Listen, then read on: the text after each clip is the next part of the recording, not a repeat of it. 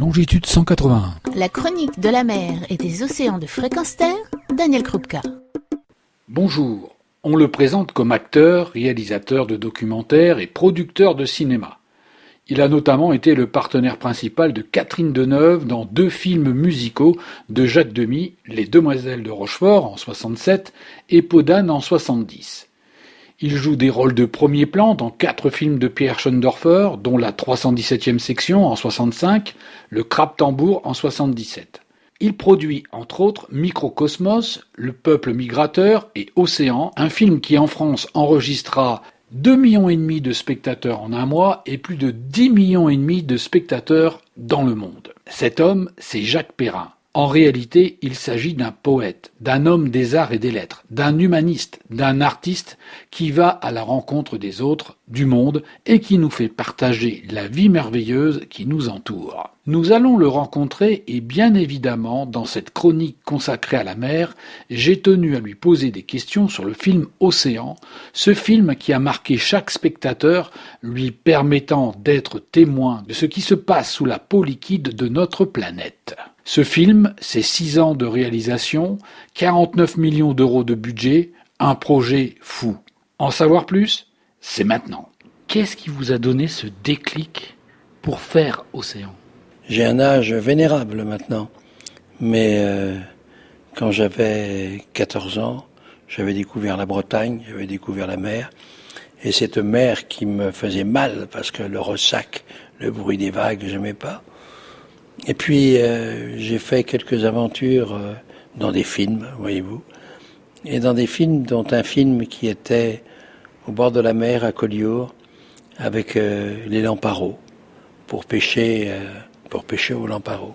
Et là, je suis tombé entre une assemblée de gens qui avaient fait le tour du monde dans les messageries maritimes et qui poursuivaient leur vie dans la mer et dans la pêche.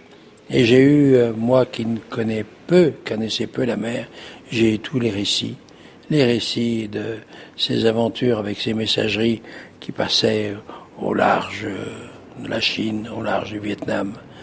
Et j'ai eu des récits formidables, et plus, j'avais ces récits parce que j'avais acheté un chalutier à un de mes amis, et quand vous pêchez au lamparo, vous mettez votre lamparo dans la mer à minuit, 1h du matin.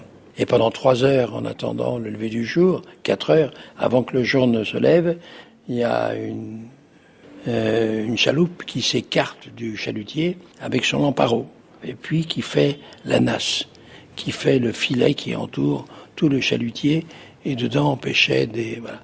Mais pendant les 3 heures d'attente, dans la cale, ça reniflait la sardine, ça reniflait le maquereau, mais c'était l'anchois. Mais terrifiant, mais c'est bien parce que les autres s'y sentent bien. Donc, comment voulez-vous être différent ? Donc les premiers temps, vous le respirez, le deuxième temps, vous reconnaissez votre bateau. Et étant donné cette odeur, vous reconnaissez ce bateau comme étant le vôtre. Donc j'ai eu un chalutier que j'ai partagé avec ces marins. Et avant de connaître la mer, avoir quelques petits récits, j'avais les confidences de tous ces grands pêcheurs qui étaient des marins, qui rejoignaient les côtes et les rivages les plus lointains. C'est ce qui m'a donné, donc ça m'est resté dans la tête. Donc des années plus tard, vous avez réussi à vous souvenir de tout cela pour faire ce film, pour avoir cette idée qui est arrivée comme ça. Disons, les premiers temps de conscience, d'être sensible à notre environnement, donc la mer. Voilà, alors j'ai fait différents films. J'ai fait Le Crabe-Tambour, un film qui est sur la mer avec Schoendorfer. J'ai fait un film qui n'était pas très bon, mais je croyais au sujet, c'était Les 40e Rugissants. Un film que j'ai coproduit d'ailleurs, le même sujet qui va sortir à cette fin d'année, qui est toujours le même thème de Crowhurst, qui fait le tour de l'océan Atlantique, faisant croire qu'il faisait le tour du monde. Une histoire fascinante, mais plusieurs fois je me suis retrouvé avec les éléments, avec la mer, et puis dans mon film, bien sûr, Océan, notre film, puisque nous sommes quelques-uns. Et voilà, on me demande mon film, mais c'est pas tellement le mien, c'est le nôtre. Et sans leurs avis, sans leur expérience, je ne serais pas arrivé à conduire, à présenter ce film d'Océan. Et moi, je vais vous dire quelque chose aujourd'hui, c'est que c'est pas simplement votre film, ceux qui l'ont fait. Aujourd'hui, c'est le film de tous ceux qui aiment la mer. Ah, c'est bien. C'est bien de me dire ça. Ça réconforte. Moi, j'ai eu aussi des plongeurs qui sont venus me voir, qui m'ont dit, vous savez, votre film, hein, eh ben, il y a dedans tout ce que l'on aime sur la surface. Parce que c'est ça, votre film. Donc ça fait plaisir, quoi. Et c'est exactement ce que je peux vous dire. Moi-même, je suis plongeur et l'audience que nous avons est une audience de plongeurs. Et tous se reconnaissent dans ça, ce c'est film. formidable. Et c'est bien ça qui est formidable, c'est ce partage que vous avez réussi à nous donner. Ah bah, formidable. Et on vous en remercie beaucoup. Merci, Jacques. Ok. Merci à vous. Merci. Okay.